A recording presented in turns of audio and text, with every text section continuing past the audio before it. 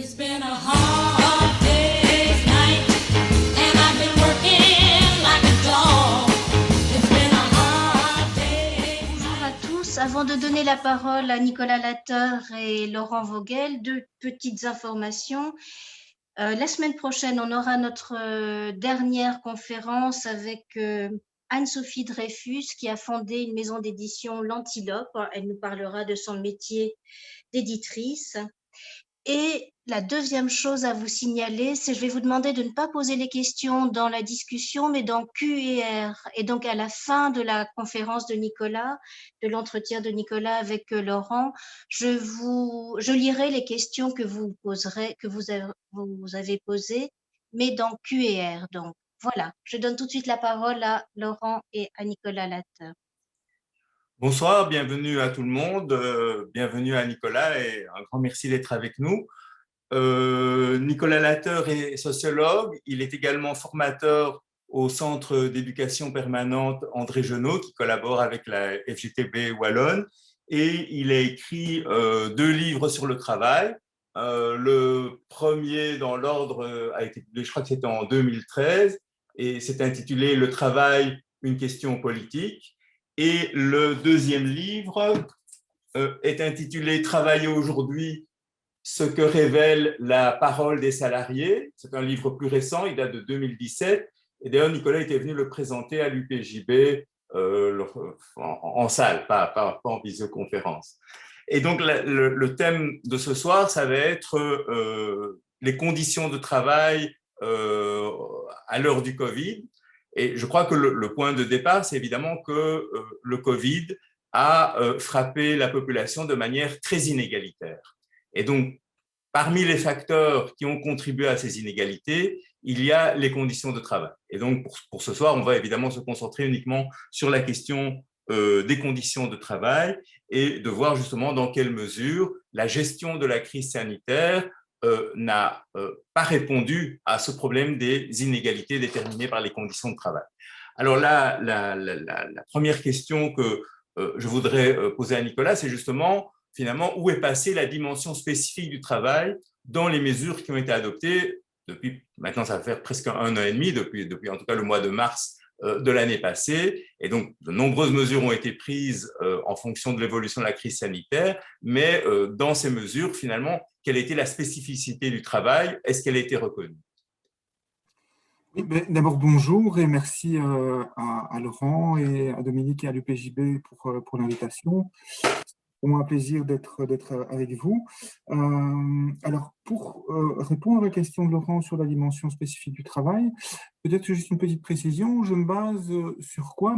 Sur ma réalité de formateur, c'est-à-dire comme formateur au CEPAC, on rencontre pas mal de salariés et aussi de représentants syndicaux, de la FGTB en particulier, qui travaillent dans des secteurs d'activité assez différents et avec lesquels on n'a pas toujours eu l'occasion de s'entretenir. Et d'autre part, j'ai essayé de réaliser aussi depuis maintenant quelques mois un certain nombre d'entretiens pour rapprocher les conditions de travail d'un point de vue général, mais aussi comment la crise sanitaire avait eu un impact sur les conditions de travail. Alors, je pense que pour reprendre la question de Laurent sur la dimension spécifique du travail, la première chose qui apparaît de manière très, très concrète, c'est qu'il y a toute une série de lieux, enfin, il y a, comme tu le disais, Laurent, toute une série d'inégalités qui persistent et qui, pour certaines, s'approfondissent. Évidemment, les inégalités entre ceux qui vont être contraints de maintenir une activité sur un site et ceux qui pourront avoir recours au télétravail avec toutes les difficultés qu'il peut susciter. On aura l'occasion d'y revenir, mais il va y avoir une ligne de démarcation tout de même assez nette entre différents collectifs de travail, notamment sur cette base-là. Alors pour ceux qui, justement, sont toujours tenus à produire ou à maintenir un service, une production sur site ou au domicile des personnes, bref, en déplacement, très très vite, ce que pointent les salariés, c'est qu'il y a une série de lacunes, alors ou plutôt une série de mises en danger qu'ils constatent en fait. C'est-à-dire qu'il n'y a pas de matériel de protection. Alors au départ de la crise sanitaire, c'était une dimension qui était généralisée, mais ensuite c'est quelque chose qui s'est manifesté dans différents secteurs, éventuellement parfois avec un sabotage presque volontaire, je dirais, de certaines fédérations patronales qui refusaient d'octroyer ou de définir comme un droit, comment dire, la distribution gratuite du matériel de protection en cette période de crise sanitaire. Je pense par exemple au secteur que vous avez approché lors d'une des visioconférences que vous avez réalisées, mais au secteur des titres-services, par exemple, dans lequel il y a eu tout un combat qui était mené pour que une fédération patronale admette qu'il fallait distribuer, par exemple, des masques aux aides ménagères. Ça n'a pas été de soi. Il y a toute une série d'autres milieux qui, comment dire, ont été confrontés aussi à une hiérarchie qui, comment dire, négligeait tout à fait la question de l'exposition aux risques sanitaires, qui méprisait même les salariés qui s'en inquiétaient, et dans des secteurs d'activité assez différents. Alors, la difficulté, c'est que pour faire face à ces situations, je dirais que les salariés n'avaient pas vraiment énormément de points d'appui, j'irais dans les mesures qui ont été énoncées, dans les mesures gouvernementales qui ont été énoncées. Pourquoi ? Parce que dans les mesures qui ont été énoncées, le travail n'a pas été perçu dans sa dimension spécifique. Le travail, ce n'est pas uniquement un lieu où se rassemblent des personnes. Le travail, c'est une situation, le travail salarié, c'est une situation définie par des rapports sociaux, des situations d'inégalité. Certains et certaines ont plus l'occasion de définir la situation que d'autres. Et on sait qu'au travail, sans activité autonome des salariés, sans activité autonome des salariés et de leurs représentants, ben, ça va être très, très difficile au collectif de travail de pouvoir s'assurer, se garantir une protection. Et donc, on s'est retrouvé finalement avec un monde du travail qui, globalement, était confronté à des formes de précarisation du point de vue de sa santé. Et je dirais que la gestion de la crise sanitaire a plutôt aggravé cette dimension, puisque la gestion de la crise sanitaire, la gestion gouvernementale, a plutôt été une gestion de classe, en fait. Les premières mesures qui sont décidées sont des mesures qui répondent aux appels du monde patronal, aux revendications du monde patronal qui existent déjà depuis d'ailleurs un certain temps. On a le gouvernement Wilmès qui prend des mesures sur la possibilité pour les entreprises de multiplier le nombre de contrats à durée déterminée, par exemple. On a des mesures qui rendent possible dans certains secteurs l'augmentation du nombre d'heures supplémentaires dites volontaires. Donc, on a toute une série de mesures qui ont plutôt aggravé les conditions de travail, avec un autre élément tout à fait central, c'est qu'il y a aussi une sorte d'ignorance organisée dans le fait que les mesures, comment dire, les méthodes d'enregistrement des statistiques ne vont pas enregistrer toute une série de données déterminantes si on voulait avoir une connaissance un tant soit peu pertinente de ce qui se déroule sur des lieux de travail. En ne prenant pas en considération la profession des personnes qui décèdent ou des personnes qui sont hospitalisées, ben, il y a évidemment un mépris, une invisibilité qui est produite sur la situation du monde du travail. Alors, cette situation, je pense qu'on l'a retrouvée à différents moments de la crise sanitaire. Je me souviens d'un moment assez emblématique qui avait fait bondir pas mal de salariés que je rencontrais à l'époque, c'est les déclarations de l'administrateur délégué de la FEB, Peter Timmermans. Je pense que c'était fin avril 2020 ou fin avril, début mai 2020, qui appelait les travailleurs à rejoindre leur entreprise parce qu'il disait que c'était le lieu le plus sûr pour s'y rendre, alors qu'un certain nombre d'études après ont tout de même montré, une fois qu'elles s'y étaient intéressées, que le lieu de travail était un lieu de contamination tout de même assez important au sujet du Covid, d'une part. D'autre part aussi, on a eu toute une série de mesures sanitaires qui ont concerné les clients, par exemple. Dans les magasins, on disait pas plus de X clients à la fois. On a eu, comment dire, des mesures qui s'inquiétaient de la santé des élèves, par exemple. Et systématiquement, on a négligé le fait que quand il y a des clients, il y a finalement des personnes qui travaillent pour recevoir les clients, pour leur vendre des articles, pour les conseiller.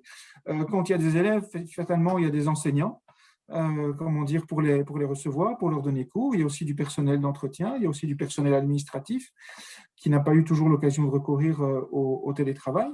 Et tout ce monde du travail-là, je dirais, a été nié. A été méprisé, je pense, par les politiques sanitaires. Alors, je pense que ce qui est emblématique de ce mépris, c'est justement le fait qu'un certain nombre de droits que des salariés ont tenté d'exercer n'ont pas reçu une légitimité suffisante, ou n'ont pas plutôt reçu de légitimité du tout des autorités politiques. Je pense par exemple à l'exercice du droit de retrait. Alors, il y a eu cette grève, évidemment, à la STIB, auquel vous avez consacré une soirée de débat, et on sait à quel point c'est important de suivre l'évolution de cette question. Mais aussi, on sait que dans un secteur comme celui notamment des titres-services, la négociation sur l'exercice d'une forme de droit de retrait qui n'est pas nécessairement appelée comme telle, mais qui correspond globalement à cela, a suscité énormément de réserves, de difficultés. Heureusement qu'il y a eu une certaine compatibilité des salariés sur le terrain et de leurs représentants pour avancer là-dessus. Donc ça, c'est, je pense, un certain nombre d'éléments qui illustrent les négligences qu'il y a eu dans la gestion de la crise sanitaire à l'égard du monde du travail, qui illustrent une gestion de classe de la crise sanitaire. Un autre élément aussi, je pense, qui est important, et c'est le dernier que je donnerai par rapport à cette question, c'est le fait que les mesures qui ont été prises à l'égard du monde du travail maintenant, les mesures sanitaires, je dirais, elles ont été prises aussi un petit peu au mépris des savoirs que les salariés se constituent en exerçant leur travail. C'est-à-dire que si vous imposez des mesures sanitaires, de manière générale pour tous les secteurs, telles qu'elles ont été imposées, elles sont impraticables dans un certain nombre de réalités. Si un salarié veut continuer à faire son travail et en même temps respecter les mesures sanitaires, j'aurai l'occasion d'y revenir, mais ça le mène à des situations presque impossibles. Je ne sais pas, je donne un exemple, quelqu'un qui aide à la vie journalière, qui permet à des personnes handicapées de rester vivre à domicile et qui, au quotidien, aide ces personnes dans les gestes, je dirais, de la vie quotidienne, de la vie domestique, donc pour la toilette, pour la préparation du repas, ce genre de choses. Il y a un certain nombre de mesures sanitaires qui étaient tout à fait impraticables pour elles. Et donc, on voit que les salariés ont dû mobiliser, comme ils le font souvent d'ailleurs, une intelligence collective pour ruser avec les règles, pour les adapter, pour les contester dans la pratique, tout en adoptant des stratégies pour se protéger. C'est-à-dire, on n'est pas des salariés nécessairement qui se disent règles sanitaires, j'en ai rien à battre. Au contraire, on a plutôt des salariés qui sont, pour ceux que j'ai interviewés en tout cas, très très attentifs à la question de la protection, de la sécurité, de la santé au travail. Mais on voit qu'ils doivent construire par eux-mêmes des règles qui rusent avec les règles existantes et qui constituent des formes d'adaptation en quelque sorte. Et donc on voit qu'il y a un problème criant d'absence de démocratie sur les lieux de travail, d'absence d'espace de délibération collective pour pouvoir adapter des règles, et qu'il y a plutôt eu au contraire une présupposition, c'est que les populations au travail étaient quelque part incapables de penser par elles-mêmes comment adapter des mesures, comment se protéger dans les situations de travail. Alors, bon, la crise sanitaire est arrivée, les circonstances concrètes dans lesquelles c'est arrivé, évidemment, ça n'avait été prévu par personne. Donc, il y a eu aussi une grande part d'improvisation au moment où le premier confinement a été décidé.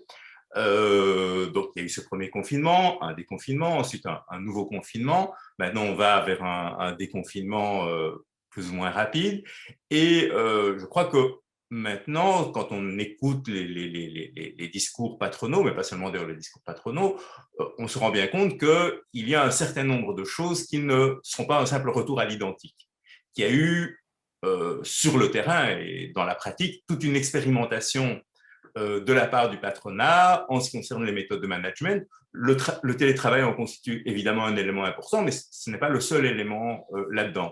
Alors, justement, qu'est-ce que tu pourrais dire de comment, je dirais, la crise sanitaire est devenue, dans la pratique aussi, un terrain d'expérimentation de la part du management en ce qui concerne l'organisation du travail? Oui, effectivement, et ça poursuit un petit peu la question de la gestion de classe. On a une gestion de classe de la crise sanitaire au niveau gouvernemental.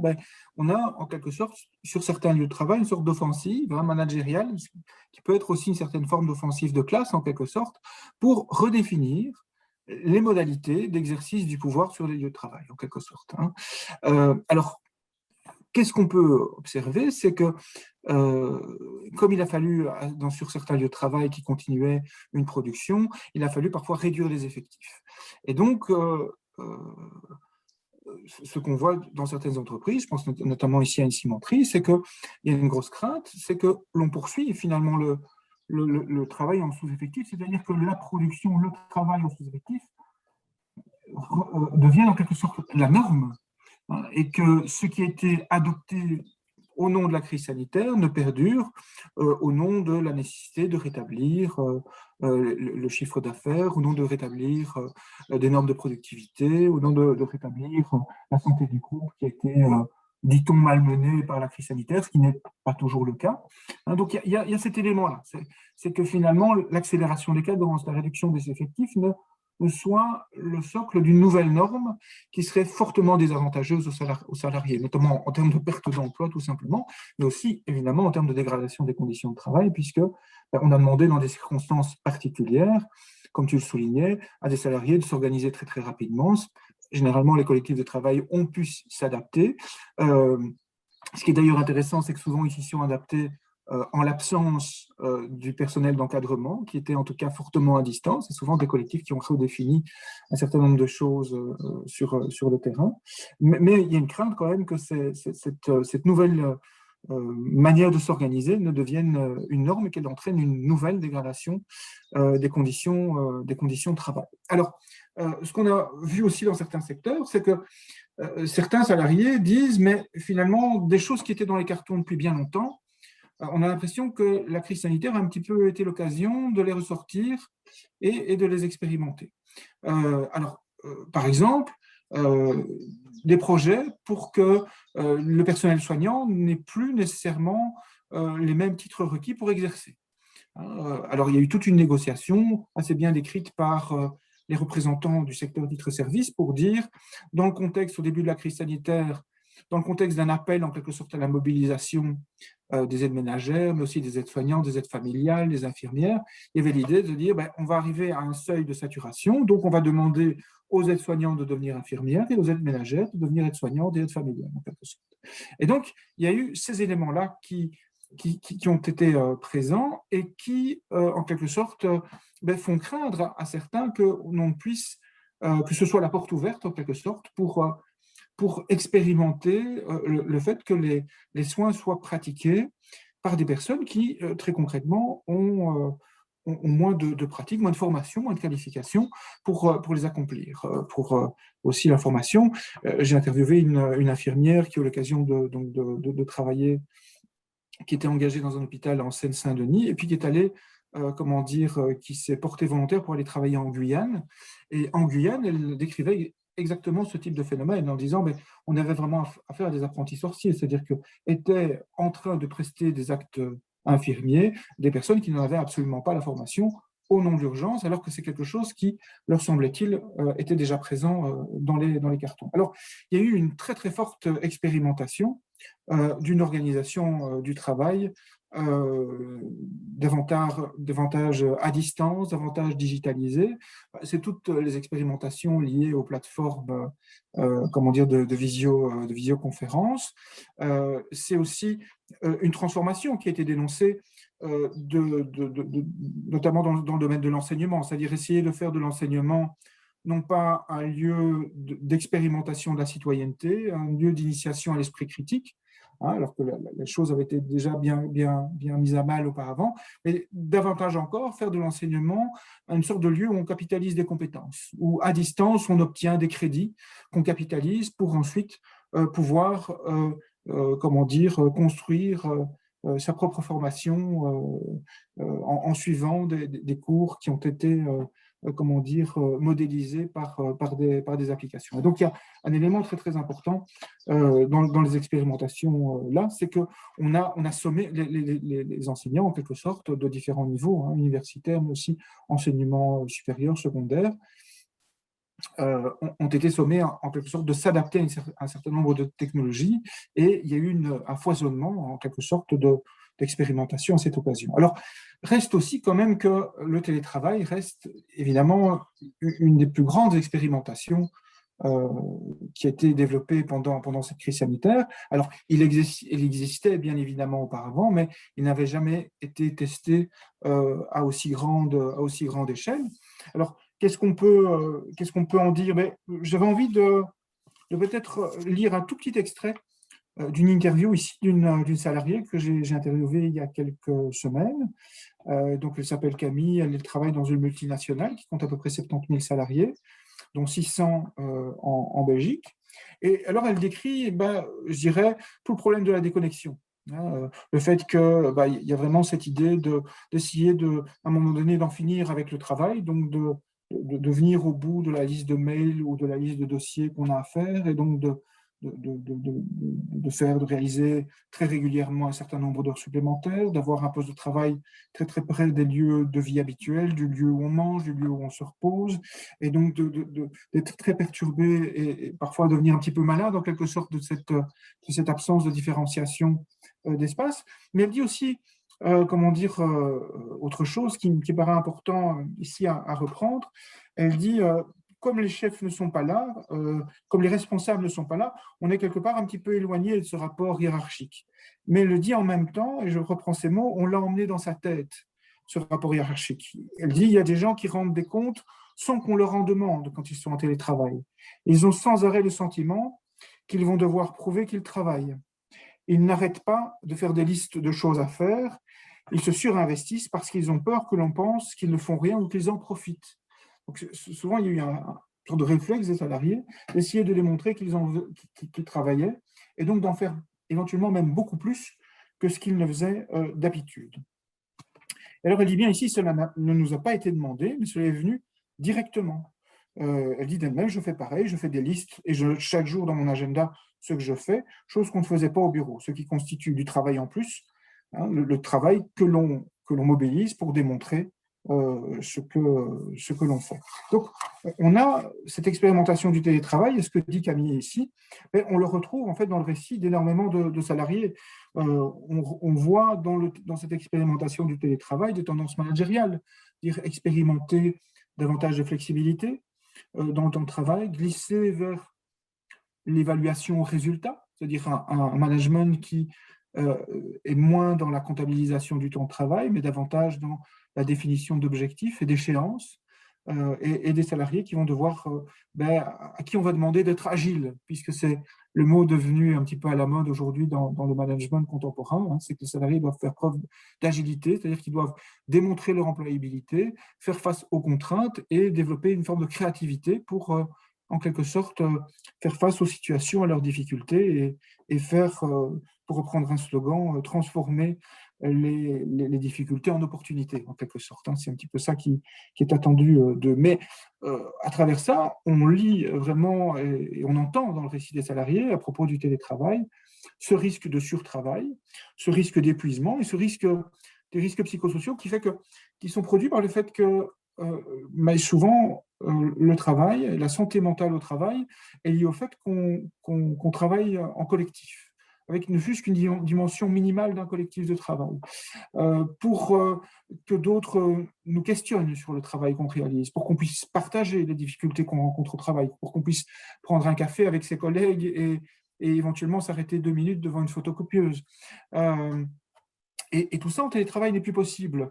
C'est soi avec soi-même, avec ce rapport de subordination en quelque sorte emmené dans sa tête, qui font face aux impératifs du travail, aux évaluations qui sont maintenues, hein, parfois à distance, parfois les salariés en télétravail doivent revenir sur site pour réaliser l'entretien individuel d'évaluation. Donc on a vraiment cette difficulté qui est liée au télétravail et au fait que avec ce télétravail, pour beaucoup de salariés, le travail perd davantage de son sens. C'est-à-dire qu'ils sont confrontés à davantage de bureaucratie au travail. Il faut maîtriser des outils techniques avec toute une série de difficultés continuelles qui sont relatées. Et il y a aussi une crainte rencontrée par certains salariés d'être confrontés à davantage d'arbitraire encore. On est davantage seul face à sa hiérarchie, même si elle n'est pas toujours présente. On est davantage seul et donc sujet éventuellement à des formes de pression, de harcèlement, de traitement discriminatoire. Et aussi avec une difficulté pour les salariés en télétravail d'être représentés par des délégués qui, malgré leurs efforts, n'arrivent plus nécessairement à avoir une connaissance précise de l'ensemble des conditions de travail qui sont qui sont en jeu quand le télétravail est expérimenté à aussi grande échelle.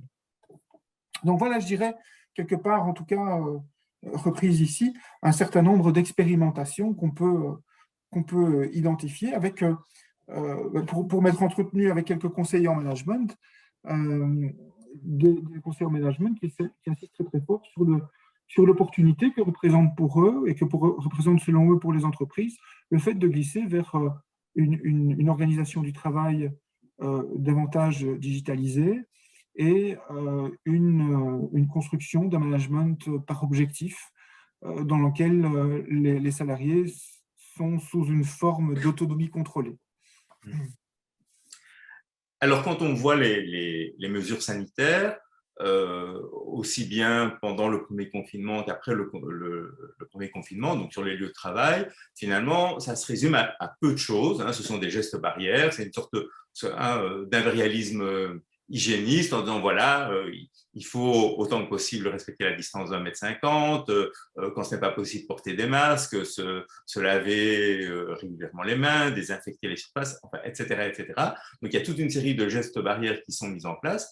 Et puis dans la pratique, souvent le travail serait impossible si on respectait à la lettre tous ces gestes barrières, ou il serait profondément transformé, pas forcément dans le bon sens. Alors qu'est-ce qu'il y a eu comme initiative de la part des collectifs de travail pour inventer des règles de sécurité, soit comme alternative par rapport aux règles qui étaient prescrites, soit comme complément par rapport à celles-ci? Alors, je voudrais répondre à ta question en soulignant d'abord que ce qui est vraiment apparu de manière très, très importante, c'est que les salariés étaient confrontés, je pense qu'ils sont assez nombreux à l'avoir été, comment dire, quand ils maintenaient donc une production de biens ou de services, soit sur un lieu de travail, soit au domicile de personnes qu'ils aident, etc., ou qu'elles aident, ils étaient confrontés à une forme au danger d'une sécurité bureaucratisée, d'une sécurité taylorisée en quelque sorte. Hein. C'est ce que il y a une expression qu'un sociologue qu'utilise un sociologue qui s'appelle Nicolas Jounin. Il parle de sécurité accaparée par les directions. Alors, qu'est-ce qu'il entend par là? Donc, il parlait de ça dans une grande enquête qu'il avait menée comment dire, sur les chantiers de la construction, et il en parle aussi dans une autre enquête qu'il a menée plus récemment à la Poste en France. C'est quoi la sécurité accaparée par les directions? C'est que l'encadrement, donc le management, globalement, est responsable de la mise des procédures, c'est-à-dire c'est lui qui les définit, qui les met en œuvre, et c'est un peu le cas également pour les mesures sanitaires. Donc les directions d'entreprise relaient les mesures sanitaires, les gestes barrières à adopter, etc. Et on placarde dans les entreprises des petites affiches un petit peu partout, etc. Mais en même temps, les travailleurs, eux, sont réputés coupables dès qu'il y a une entorse, en quelque sorte, je dirais, à l'adoption, à la mise en pratique, à la mise en œuvre de ces mesures sanitaires. Et donc, il y a cette division entre une direction, un management responsable et des travailleurs présumés coupables, en quelque sorte. Et c'est ce qu'on voit, c'est toute la difficulté, évidemment, c'est que, comment dire, quand effectivement les mesures sanitaires ne sont pas respectées, ce n'est pas que les salariés souhaitaient les saboter, c'est qu'elles sont concrètement très, très, très, très difficiles à mettre en œuvre. L'exemple des aides ménagères, pour moi, est important. Pour toute une série d'aides ménagères, c'était presque impossible à mettre en œuvre au domicile de clients, c'est-à-dire qu'elles tombaient sur un contexte tout à fait inconnu. Même si c'était dans des domiciles dans lesquels elle se rendait récemment, elle découvrait sur le frigo des résultats de tests éventuellement positifs. Il y avait toute la question de savoir que faire si on respecte les mesures sanitaires, c'est-à-dire est-ce qu'on quitte le lieu de travail, mais alors comment est-ce que ça va être repris par l'employeur, parce que la protection n'est pas nécessairement garantie. Et en même temps, quand on se retrouve dans des secteurs aussi où la précarité, notamment économique, est fort importante, se pose la question de savoir si on va vraiment arrêter de travailler parce qu'on va devoir subir des pertes financières assez assez conséquente. Et donc, évidemment que l'adoption des règles sanitaires intervient aussi je dirais, ces situations de travail dans lesquelles s'entremêlent précarité, précarité économique, précarité je dirais, de l'individu seul sur son lieu de travail qui va devoir, qui n'aura pas nécessairement l'ensemble des ressources pour mobiliser, pour construire une protection adaptée. Donc, on va se retrouver vraiment dans cette difficulté. Premier élément. Deuxième élément, beaucoup de salariés aussi ont été confrontés à une sorte de mise en scène des mesures sanitaires. J'ai un exemple ici de travailleurs qui s'occupent de mettre en place des installations électriques sur des chantiers de la construction, donc une grosse entreprise de la région bruxelloise ici. Ce que ce salarié décrit, il dit, voilà, notre employeur avait mis en place toutes les mesures sanitaires possibles et imaginables. On avait gel hydroalcoolique à proximité, port de masque, etc.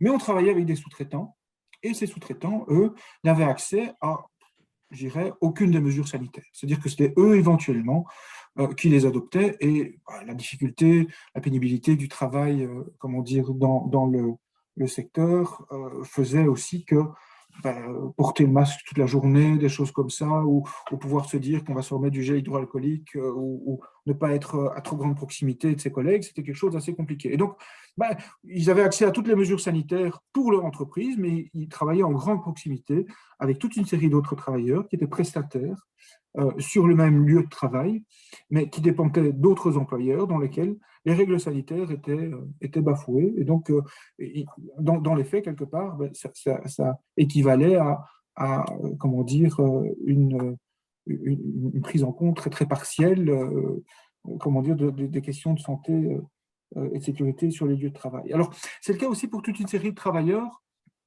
qui prestent, je pense à toute une série de techniciens de maintenance qui voyagent d'une entreprise à l'autre ou d'une institution à l'autre, qui font l'entretien, je ne sais pas moi, l'entretien des chaudières dans un hôpital. Bon, fatalement, ils vont faire l'entretien peut-être un jour, une matinée, et puis se rendre dans une autre entreprise pour s'occuper d'autres tâches de maintenance. Mais ils arrivaient à chaque fois dans des espaces de travail où les mesures sanitaires avaient été appliquées de manière assez différenciée. Et donc, ils arrivaient à chaque fois dans un environnement où, en quelque sorte, ils avaient assez peu le temps pour prendre la température et pour, quelque part, pouvoir, comment dire, négocier, en quelque sorte, une protection conforme comme on aurait pu s'y attendre. Alors, autre difficulté auxquelles ont été confrontés les salariés, c'est aussi une pression assez forte de certaines entreprises et du monde patronal pour que les secteurs soient reconnus comme essentiels, même si, comment dire, le caractère essentiel de certaines choses pouvait être fortement discutable. On a, par exemple, ici, alors, c'est une interview que j'ai réalisée avec un délégué syndical en France, d'un centre de recherche dans l'automobile, où il disait, voilà, on a maintenu en activité des bancs d'essai de moteurs. Les bancs d'essai de moteurs, ma foi, ils auraient pu s'arrêter un petit peu et recommencer un peu plus tard, que ça n'aurait pas été vraiment un drame. Reste que ce sont les sous-traitants qu'on a fait effectivement travailler pendant les périodes de confinement, alors que les salariés maison, eux, ont été placés en télétravail. Alors, autres éléments, c'est qu'un certain nombre de salariés aussi ont été confrontés à de l'arbitraire pur et simple, c'est-à-dire des personnes à qui on refusait le télétravail, parce qu'on leur disait qu'on voulait contrôler et savoir si elles travaillaient ou pas, des entreprises qui refusent de prendre des mesures sanitaires, qui les ridiculisent, qui se moquent des salariés qui comment dire, souhaitent que des mesures soient prises. Et se moquer, ça peut parfois aller assez loin. Ça peut devenir des formes d'agression physique, en quelque sorte, comme voilà, aller parler très, très près, ce genre de choses. Alors, dans certaines entreprises aussi, il y a des formes de sanctions si les salariés se déclarent positifs. C'est-à-dire qu'il y avait cette obligation décrétée, et c'est ça qu'il y a un mépris du réel des relations de travail et des inégalités qui s'y déploient, parce que des salariés ont dit, dans un souci comment dire, sanitaires, justement, on dit, ben voilà, j'ai été testé positif, donc il faut que vous sachiez que j'étais probablement positif en venant vendredi passé sur le lieu de travail. Et il y a des directions qui leur ont renvoyé finalement la responsabilité, hein, qu'ils avaient probablement eu des comportements inadaptés, que de leur faute, comment dire, l'entreprise allait perdre un chiffre d'affaires important, qu'ils les mettaient dans un embarras pas possible. Et donc, il y a même des personnes qui, comment dire, se sont vues signifier une rupture de contrat, soit un licenciement, soit, comment dire, le non-renouvellement d'un CDD ou d'un contrat intérimaire. Alors, aussi, dans certaines entreprises, je pense aussi notamment à l'entreprise dans laquelle il y a eu une grève aussi assez emblématique, donc une grosse multinationale production, grand groupe brassicole dans la région liégeoise,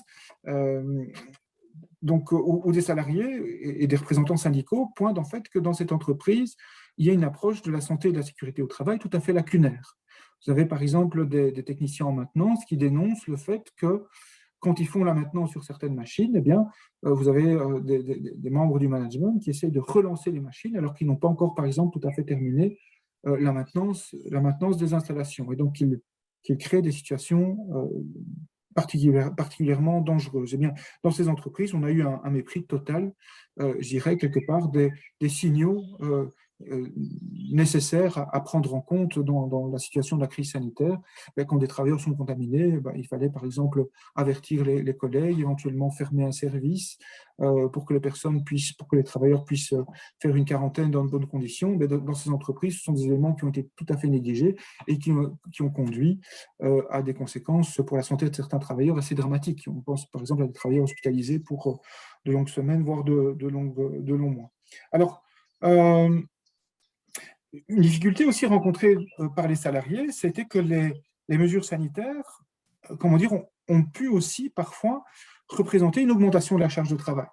Je pense aussi une augmentation de la charge de travail qui n'a pas du tout été prise en compte.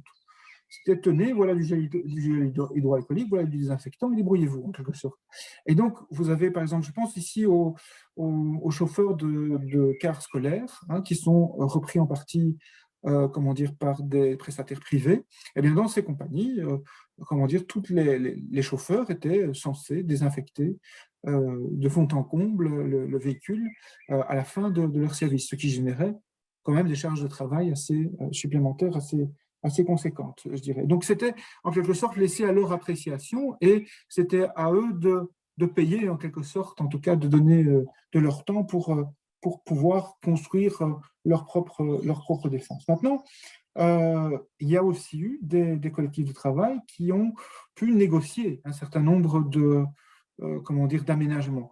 Je pense ici à une entreprise de microélectronique dans laquelle on a, par exemple, négocié des horaires de travail pour que les équipes, qui sont des équipes de plusieurs centaines d'ouvriers, ne se croisent pas au moment des changements de pause. Et donc, la délégation syndicale a pu négocier que les pauses se prenaient 30 minutes plus tard et qu'il y avait une interruption, si vous voulez, de 30 minutes entre les deux pauses. Et, comment dire, ces salariés ont en quelque sorte bénéficié d'une mesure sanitaire qui leur octroyait en même temps une petite diminution de leur temps de travail. Mais comme me disait la déléguée de cette entreprise, vous ne vous rendez pas compte, pour des gens qui commencent à travailler à 5 heures du matin, commencer à 5h30, ça vous change la vie, en quelque sorte. Et ça a été aussi, je dirais, l'occasion de construire, pour cette délégation syndicale en tout cas, un rapport de force dans lequel elles ont pu démontrer, elles et ses collègues ont pu démontrer quelque part l'importance de maintenir un rapport de force et une action collective en cette période de crise sanitaire. Donc voilà, je dirais, de manière dominante, les approches de la sécurité et de la santé qu'on peut retrouver dans les entreprises. Maintenant, si on s'intéresse alors à la question de savoir comment des salariés ont essayé quelque part de redéfinir leur travail, je ne sais pas, tu voulais intervenir là-dessus peut-être, Laurent? Oui, alors justement, il y a eu, comme tu l'as signalé, un certain nombre de conflits collectifs, mais ils n'ont pas été si nombreux que ça. Donc, il y a eu la grève à ABNBEV, il y a eu le droit de retrait collectif à la STIB, il y a encore un certain nombre d'autres exemples, notamment dans le secteur de la santé, avec des arrêts de travail tout récemment. Mais on a l'impression qu'à côté de quelques grands conflits collectifs qui n'ont pas été particulièrement nombreux, il y a eu beaucoup de micro-conflictualités à travers lesquelles, dans un certain nombre d'entreprises, les collectifs de travail sont parvenus à reprendre la main, en tout cas sur certains aspects de l'organisation du travail, et à redéfinir leur travail. Alors, qu'est-ce que tu as pu observer justement par rapport à cette micro-conflictualité qui n'a pas fait les titres des journaux? Tout à fait, oui. Ça, c'est vraiment un élément, je pense, tout à fait important. Comme je disais tout à l'heure, en l'absence de démocratie sur les lieux de travail, en quelque sorte, a émergé toute cette micro-conflictualité pour rendre le travail possible et pour rendre possible l'adoption d'un certain nombre de mesures sanitaires adaptées, je dirais, au travail réel, au travail concret.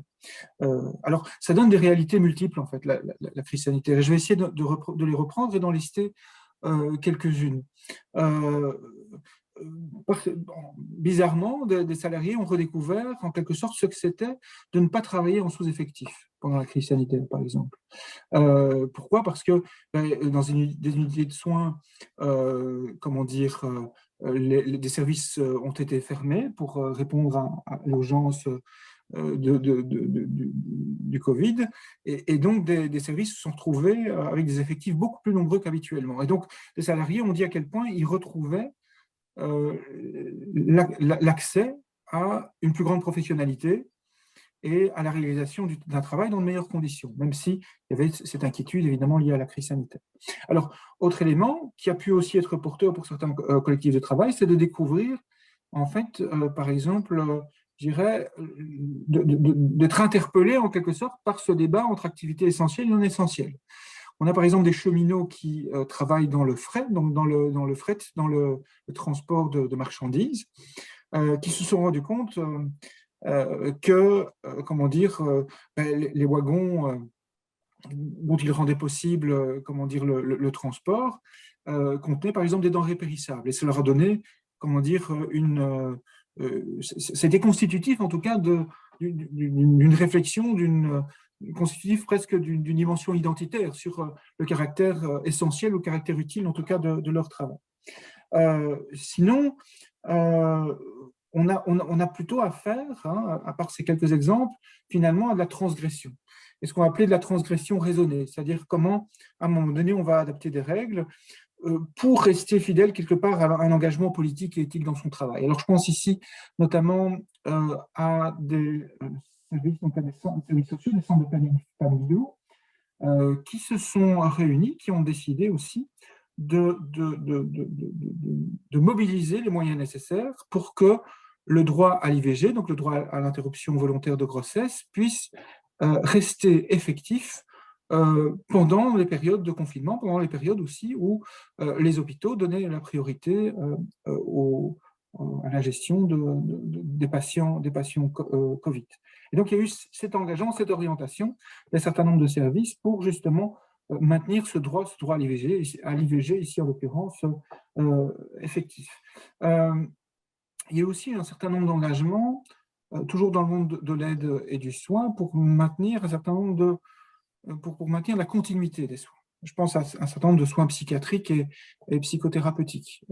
Il y a des soignants pour lesquels c'était impossible de poursuivre, par exemple, des consultations en visioconférence. C'est-à-dire qu'ils savaient très très bien que ça ne pouvait pas, comment dire, pallier aux difficultés, aux souffrances vécues par les personnes qu'ils rencontraient, et qu'il fallait adapter en quelque sorte les modalités d'exercice du métier. Donc, des personnes ont fait des visites comment dire, au domicile, mais en restant à l'extérieur du domicile, en restant par exemple dans leur voiture et en s'entretenant à la personne, ou des entretiens comment dire, dans la rue. Des contacts ont aussi été maintenus pour protéger des personnes victimes de violences, avec le fait justement que la période de confinement rendait encore plus parfois grave toutes les problématiques de violence, notamment les violences faites aux femmes. Et donc, ces collectifs, déjà de services et d'associations impliquées sur cette question, ont mobilisé des modalités pour, quelque part, ruser avec les règles sanitaires pour maintenir, en quelque sorte, la continuité du service. Alors, c'est le cas aussi dans des institutions d'hébergement, par exemple. On a l'exemple d'une pouponnière en Wallonie dans laquelle le directeur a organisé l'hébergement des enfants par le personnel et par ses propres soins. Il est d'ailleurs, je pense, été poursuivi en justice à cet égard. Je ne suis pas sûr que le jugement ait été rendu. Donc, une pouponnière, c'est une institution qui héberge de très jeunes enfants, voire même des nourrissons, comment dire, dans un milieu, donc oui, une institution d'hébergement. Alors, autre élément, très concrètement, les mesures sanitaires, c'est aussi, comment dire, instituer des formes de distanciation, qu'on disait sociale au départ. On parlait beaucoup de distanciation sociale. Et c'est justement cette distanciation sociale qui apparaît, comme pour un certain nombre d'intervenants et de soignants, comme l'exercice d'une forme de violence. À nouveau, comment dire, pour, par exemple, cette psychologue en centre de planning familial que j'ai pu interviewer, elle disait, quand on pratique une interruption volontaire de grossesse, c'est quelque chose qui peut être un moment assez difficile pour la femme qui le vit. Et donc, il y a parfois besoin d'un soutien qui peut passer par un contact physique. Et c'était tout à fait inimaginable de commencer à mettre une visière, un masque, une combinaison, etc.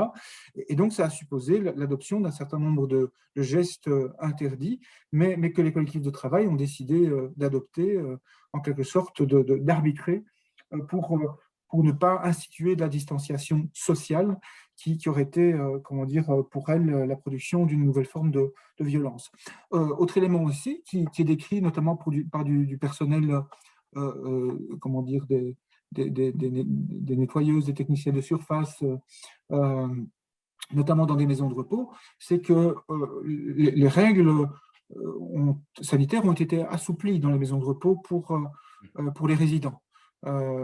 C'est-à-dire que pour le personnel soignant et pour le personnel d'entretien, c'était tout à fait inimaginable de devoir enfermer des personnes 24 heures sur 24 dans des chambres parfois relativement petites. C'était presque impossible aussi de pouvoir expliquer à certaines personnes désorientées ou certaines personnes qui souffraient de démence de devoir les enfermer en quelque sorte dans une chambre alors que ce sont des personnes justement qui ont une certaine errance parfois dans l'institution, et donc c'était quelque chose de tout à fait impossible de faire ça. Et donc il y a des personnes qui disent très bien, on ferme les yeux là-dessus, en fait on les laisse faire, et à un moment donné éventuellement on peut réintervenir parce qu'on voit bien qu'il y a trop de monde quelque part et qu'il faut un petit peu essayer de réguler la présence de certains, l'absence d'autres, et essayer d'accompagner comment dire, les résidents dans de telles situations, dans de telles conditions.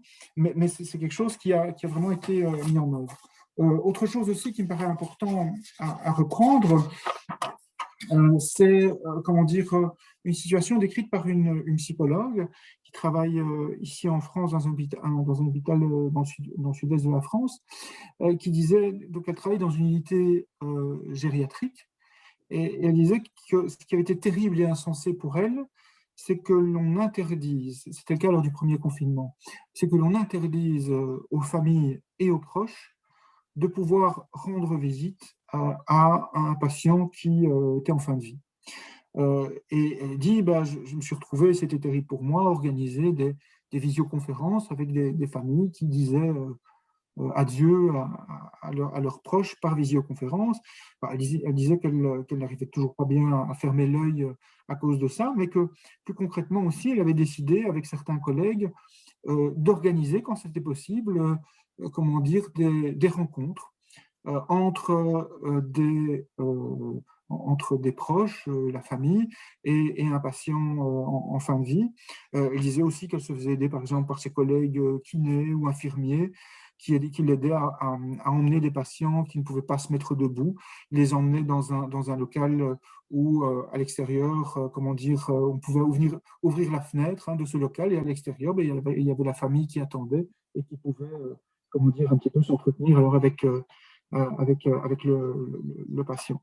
Et donc, il y a vraiment une question chez elle qui est qui élabore ces règles, et vraiment un effroi sur la vitesse à laquelle, à un moment donné, de manière arbitraire, un gouvernement peut décider qu'on ne pourrait plus être entouré de ses proches quand on va mourir. Et elle dit à quel point elle a questionné ces règles qui lui paraissaient insensées. Comment dire, elle a questionné ces règles, elle a essayé de mettre en place d'ailleurs au sein de l'hôpital des groupes d'expression, tout en étant que ces groupes d'expression pour elle ont eu tendance à être récupérés par la direction, et elle ne voulait pas que ce soit des faire-valoir en quelque sorte pour la direction pour dire regardez comme nous prenons bien soin de notre personnel. Elle voulait plutôt créer ce qui était pour elle un minimum, un espace où des personnes puissent décrire en quelque sorte les réalités, les violences auxquelles elles étaient confrontées. Maintenant, dans les situations que je décris ici, on a effectivement des formes de transgression raisonnées, mais on a aussi toute une série de situations où des salariés disent « j'aurais bien voulu, mais j'ai pas pu ». J'ai pas pu parce qu'on a une direction tout à fait arbitraire, parce qu'il y a une méfiance qui s'est installée à l'égard de cette direction. Si on prenait la liberté, comment dire, d'assouplir les règles, on craint des représailles sur les conditions de travail, voire sur le maintien de l'emploi, et ces craintes sont paralysantes en quelque sorte, et elles sont source de formes de frustration, mais aussi, je pense, de souffrance éthique pour les salariés, puisque en quelque sorte, ils avaient décodé en quelque sorte toute la nécessité de ruser les règles, mais ils ont aussi identifié en quelque sorte la difficulté de pouvoir construire des stratégies finalement collectivement pour pouvoir effectivement transformer ces règles. Et donc ces situations pour moi où ces règles ont été, où il y a eu ces formes de transgression raisonnées, elles illustrent quoi? Elles illustrent l'importance en fait d'une activité autonome des salariés des collectifs de travail pour qu'ils puissent s'approprier leur travail. Ça, c'est un premier élément. La manière dont, sur certains lieux, et c'est décrit par de nombreux salariés, de plus en plus, les formes de management tendent à étouffer ou à rendre plus difficile ces formes d'adaptation des règles, des mesures, des procédures par les salariés eux-mêmes. Et aussi le fait que, quelque part, ces transgressions illustrent, s'il en était encore besoin, tous les savoirs, en fait, que se constituent les salariés. On appelle ça les savoirs populaires ou les savoirs par en bas. Et je pense que ces savoirs sont aussi très riches, peuvent être aussi le socle de mobilisation future, puisqu'ils viennent directement situer la nécessité de questionner concrètement, pratiquement, comment ça se fait qu'aujourd'hui, le travail reste fondamentalement un lieu non démocratique. Écoute, je trouve que c'est, voilà, tu as vraiment fait un exposé qui montre à la fois les dangers auxquels on est confronté, et donc le fait que le patronat va essayer de profiter de ce qui s'est passé, je dirais, et qui a été complètement improvisé pour mettre en place des modes de management qui vont à l'encontre de la démocratie, et à l'inverse aussi la capacité de résistance qui naît, je dirais, du travail lui-même, c'est-à-dire qu'un travail bien fait suivant l'éthique et l'identité professionnelle est rebelle par rapport à la fois à ces méthodes de management, mais aussi par rapport aux mesures sanitaires telles qu'elles ont été décrétées par le gouvernement. Alors, je propose de passer aux questions. Donc, je rappelle à l'ensemble des personnes qui sont ici que si vous voulez poser une question, vous devez passer par la fonction Q et R. C'est un onglet qui se trouve en bas de votre écran à droite. Et c'est Dominique qui va être la porte-parole des questions. Oui, alors on a eu assez tôt dans ton exposé une question de Jean Vogel qui est la suivante. Est-ce que la réponse syndicale devant ces expérimentations patronales que vous décrivez doit consister à revenir au statu quo ante ou bien faut-il viser quelque chose de nouveau et alors quoi précisément?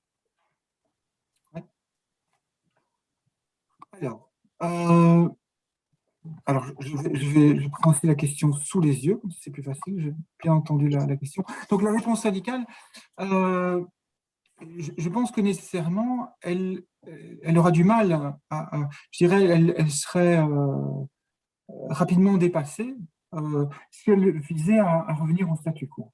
Alors, pourquoi? Pour parler de la question du télétravail, qui a beaucoup occupé quand même un certain nombre de collectifs de travail, pas tous bien évidemment, hein, comme je l'ai dit tout à l'heure, mais le télétravail correspond d'une certaine manière à quand même l'aspiration d'un grand nombre de salariés. D'ailleurs, c'est une des manières par laquelle il a été relativement facile à implémenter dans toute une série de lieux de travail, puisque bah, ça permet à des salariés comment dire, de passer moins de temps dans les transports en commun, parfois de mieux se concentrer aussi, parce que c'est fou, parfois comme le lieu de travail est un lieu inadapté pour travailler, hein, comment dire, pour dans toute série d'endroits en tout cas, et d'autant plus qu'avec le télétravail se développent comment dire, ce qu'on appelle du desk sharing, hein, donc du partage de bureaux ou des espaces de bureaux partagés dans lesquels bah, le bruit est constant, où les salariés disent qu'après une journée, ils ressortent avec une tête qui a doublé de volume, avec aussi une grande difficulté de concentration, etc. Euh, donc, il y a déjà un élément qui montre que, je pense, le statu quo est difficile. L'autre élément, c'est ce glissement, je pense, vers ce management au résultat. Alors, ce n'est pas nouveau non plus. Ça fait quand même très, très longtemps que les systèmes de gestion de la production en flux tendu, les Kaizen, Lean Management, enfin, tous ces petits frères, ces petites sœurs, etc., hein, de l'organisation du travail, comment dire, visent davantage le résultat. Et donc, je pense que c'est une opportunité pour le mouvement syndical qu'il s'intéresse davantage. Alors, certains le font, mais je pense que c'est une question à poser de manière générale, c'est-à-dire à prendre en mal-corps la question de l'organisation du travail. Parce que, comment dire, on a là, par exemple, un enjeu fondamental. Un certain nombre d'organisations syndicales, comme la FGTB Wallonne, revendique une réduction collective du temps de travail, avec embauche compensatoire et sans perte de salaire. Mais justement, une question très, très, très importante, c'est que si le travail est organisé sur cette base, quelles formes de comptabilisation du travail vont pouvoir être réellement maintenues? Et je dirais une comptabilisation effective, puisque il y a toute une série de difficultés. Quand on est dans l'individualisation des relations de travail, il y a des salariés qui disent explicitement moi, on me dit de me mettre en pause alors que je dois continuer à travailler. On me dit de biper que ma journée est terminée, mais dans les faits, je dois continuer quand même à terminer un certain nombre de choses. Donc, on a vraiment une multiplication de ce type de situation. Et donc, on doit vraiment, je pense, intégrer la question de l'organisation du travail dans la réponse syndicale. Alors, c'est d'autant plus important que, quelque part, dans le compromis historique de 1945, il y avait une sorte de reconnaissance de la majorité du mouvement syndical à dire on reconnaît l'autorité de l'employeur pour organiser le travail. Aujourd'hui, on peut dire que ce compromis a en grande partie volé en éclats sous les pressions du monde patronal à davantage de flexibilité et que donc réinvestir la question de l'organisation du travail est tout à fait déterminant. Je pense que c'est tout à fait déterminant aussi parce que c'est le socle à partir duquel on peut reconstituer des collectifs de travail. Quand on entend l'intelligence des salariés à pouvoir redéfinir, comment dire, à pouvoir analyser de manière critique des procédures, à pouvoir en redéfinir, à pouvoir maintenir des droits, comment dire, de manière effective. Tous ces éléments sont le socle d'un certain nombre de savoirs. Et ces savoirs-là, ils pourraient, je pense, aussi être constitutifs de formes de valorisation, au sens fort du terme, le sens de valorisation, comment dire, pour pour constituer des collectifs de travail autour de cette légitimité à délibérer sur le travail et sur ses conditions de travail. Et donc, je pense qu'il y a un enjeu vraiment dans la construction d'un syndicalisme à partir de la connaissance qu'ont les salariés de leur réalité de travail. Et tu as l'impression que les syndicats ont saisi cette opportunité? Tu as l'impression que c'est un chemin qu'ils vont suivre maintenant, ou bien c'est un vœu pieux? J'ai pas le sentiment que ce soit un vœu pieux. C'est-à-dire qu'il y a vraiment des secteurs dans lesquels, je pense à un secteur que vous avez notamment invité dernièrement, celui des titres-services, dans lequel il y a eu tout un travail autour justement de la parole des aides ménagères. Il y a aussi comment dire, d'autres secteurs dans lesquels comment dire, les délégués et une partie de la structure syndicale se mobilisent pour comment dire, s'attacher aux questions de sécurité et de santé. Et je dirais que la difficulté du monde syndical, c'est d'être pris, je dirais, enfin, c'est en tout cas comme ça que je le perçois, d'être pris dans énormément d'urgences en même temps, et donc de devoir parfois arbitrer sur des questions qui sont très difficiles. Mais il y a un certain nombre d'expériences qui illustrent, comment dire, l'intérêt de construire le syndicalisme à partir des conditions de travail, à partir comment dire, de la connaissance qu'ont les salariés de leur réalité au travail. Je dirais, à titre d'exemple, le fait qu'au CEPAG, on ait pu travailler en collaboration avec la FGTB Wallonne sur les états généraux du travail, donc de 2017 à 2019, tout en étant que c'est en train de se poursuivre sous une autre forme. Ça illustre aussi une volonté des structures syndicales, de certaines structures syndicales et de la structure interprofessionnelle, à prendre à bras-le-corps aussi la question du travail. En tout cas, de cheminer avec cette question-là. J'ai l'impression qu'on n'est plus avec un débat dans les mêmes termes qu'il y a un certain nombre d'années sur cette question. Il y a une deuxième question qui vient d'arriver, une question de Gilles Zeitz. Nous parlons beaucoup de démocratie au travail dans l'entreprise. Cela est ainsi dans ma confédération syndicale, la CGT. Mais c'est quoi la démocratie dans une entreprise capitaliste? C'est un oxymore. Ainsi, la question que je pose est, est-ce qu'une entreprise peut être démocratique alors que c'est un lieu de subordination, d'oppression, d'extorsion de la plus-value, un lieu de profit où le travail devient étranger aux travailleurs et aux travailleuses et où le travail réel est caché?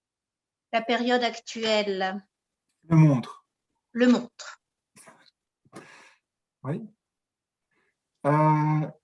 Mais justement, je pense que si, enfin, en tout cas, la manière dont j'ai essayé de l'aborder ici, c'est pour souligner justement l'absence cruelle de démocratie sur les lieux de travail. C'est-à-dire que les seules formes de délibération collective que les salariés peuvent constituer, ce sont des formes de délibération qui s'instituent par le contre-pouvoir. C'est en s'organisant syndicalement ou en constituant des collectifs de manière informelle, des comités de travailleurs, etc., ou dans certaines occasions des comités de grève, qu'à un moment donné, il y a, comment dire, une mobilisation qui vient mettre entre parenthèses ou limiter la portée du lien de subordination dont on parle ici dans la question. Et donc, effectivement, poser la question de la démocratie au travail, c'est, à mon avis, une question qui est porteuse d'une subversion du mode de production capitaliste lui-même, puisque la démocratie au travail, elle est, je dirais, niée quotidiennement, évidemment, par les modes d'organisation du travail, d'où la nécessité, comme je le disais précédemment, à mon sens, de s'intéresser syndicalement de très près au mode d'organisation du travail et à comment les salariés sont en capacité, quelque part, de s'organiser, de quelle distance ils peuvent prendre par rapport au pouvoir qui les encadre, pour qu'à un moment donné, ils puissent le dépasser et le contester en tant que tel. Donc, je pense que cette question cette revendication de la démocratie au travail, cette manière de problématiser le travail comme question politique, c'est-à-dire interroger quelle production, quelle utilité d'un point de vue écologique et social, c'est affirmer la légitimité des salariés dans un champ où on ne leur en reconnaît aucune à l'heure actuelle. Et donc, c'est là bien, je pense, un objectif de lutte tout à fait déterminant pour l'avenir, évidemment, du mouvement syndical et des luttes sociales. Il n'y a pas d'autres questions des participants. Bon, mais donc, je crois qu'il faut remercier Nicolas. C'est un exposé qui nous a apporté beaucoup de choses et qui, comme toi-même tu l'as relevé, ça s'insère dans toute une série de conférences que nous avons organisées depuis pratiquement un an à différents moments de la crise du Covid. Je voudrais aussi rappeler que l'ensemble des conférences que nous avons organisées depuis le mois de mai de l'année passée peuvent être vues ou revues sur la page YouTube de l'UPJB. Et donc, encore une fois, un grand merci à Nicolas, un grand merci à toutes les personnes qui sont venues à cette visioconférence. Et rendez-vous vendredi prochain pour une conférence sur un thème tout à fait différent, qui est le travail d'une éditrice. Merci à vous aussi. Au revoir. Merci. Au revoir. Au revoir.